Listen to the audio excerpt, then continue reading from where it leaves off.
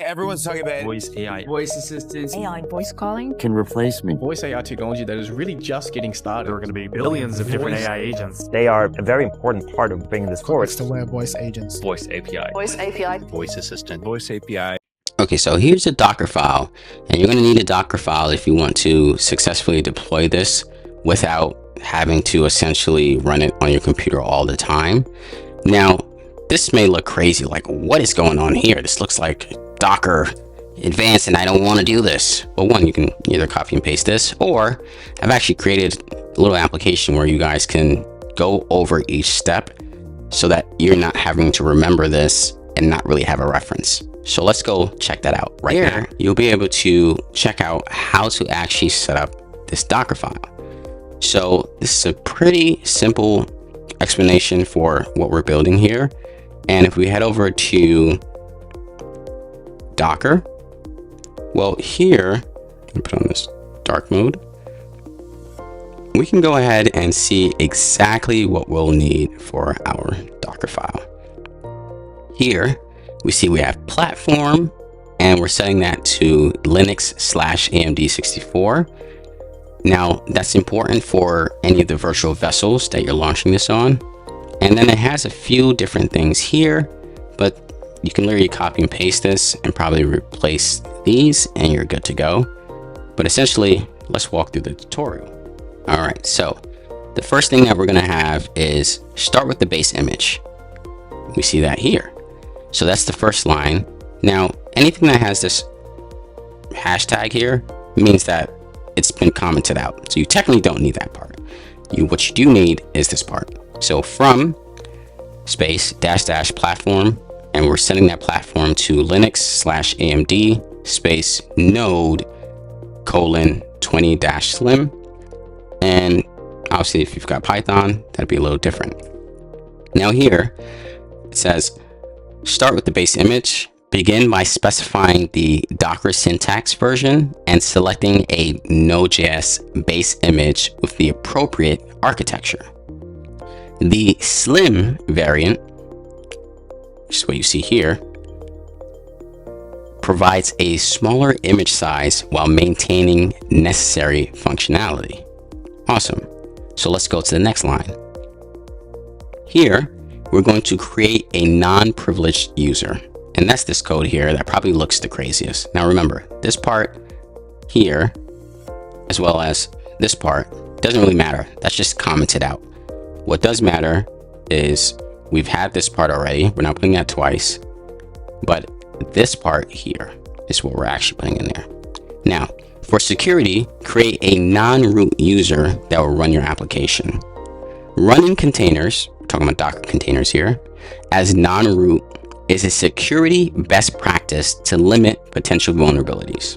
So this is just so that hackers that are trying to get into your agent and want to see all your credentials, well, if they get into one agent, they don't hack all your agents because they're not accessing this Docker environment as a root user. They're accessing it as a non-root user.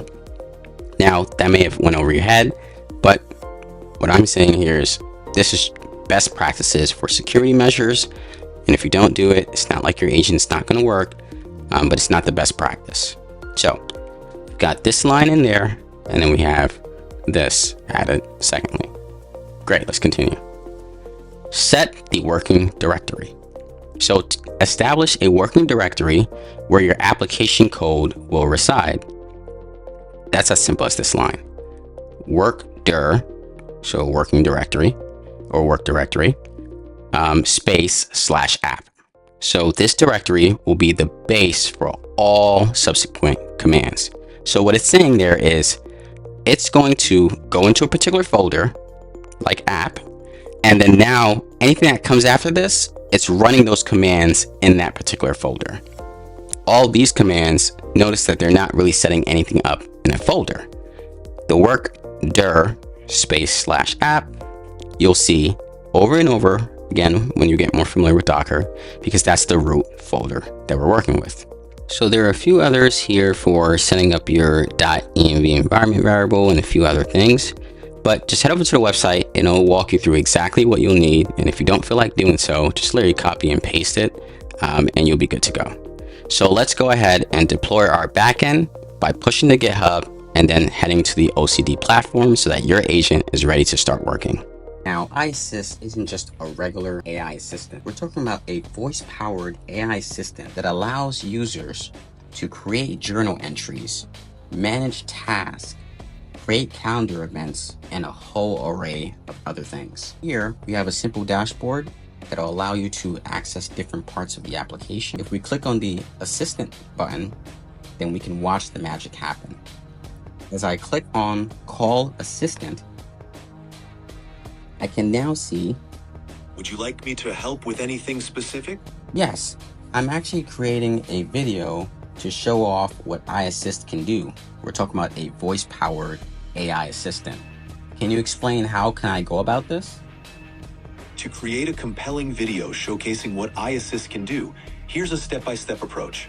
Outline key features. Highlight the main functionalities of IAssist, such as managing calendar events, creating journal entries, updating tasks, and setting goals. Demonstrate voice interaction. Show how users can interact with IAssist using voice commands. This will demonstrate the hands-free convenience. Show real-life scenarios. Create examples like scheduling a meeting, setting a reminder, or organizing tasks to illustrate how IAssist can improve productivity. 4. Emphasize convenience. Show how the assistant can help save time and streamline daily tasks. 5. Include testimonials. If possible, add user feedback or testimonials to build trust and credibility. Would you like to discuss any of these steps in more detail? That was awesome. Can you go ahead and create a journal entry for me so that I can know exactly what you just told me? A journal entry has been created summarizing your tasks. Would you like me to start scheduling these tasks for you now? Yeah, go ahead and schedule each of those tasks in my Kanban. It looks like there are no existing tasks in your Kanban at the moment. Would you like to create new Kanban tasks based on the video creation steps? Absolutely. Go ahead and create those tasks. All the tasks for your video project have been created in your Kanban. If you need further assistance or want to update any task, just let me know. Amazing. Now, I want you to go ahead and create a goal for me to edit a video that showcases everything that IAssist can do.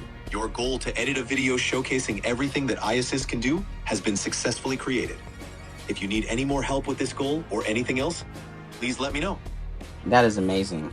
Now, I want to go ahead and schedule a calendar event for today at 8 p.m. so that I can go ahead and upload the video that I put together.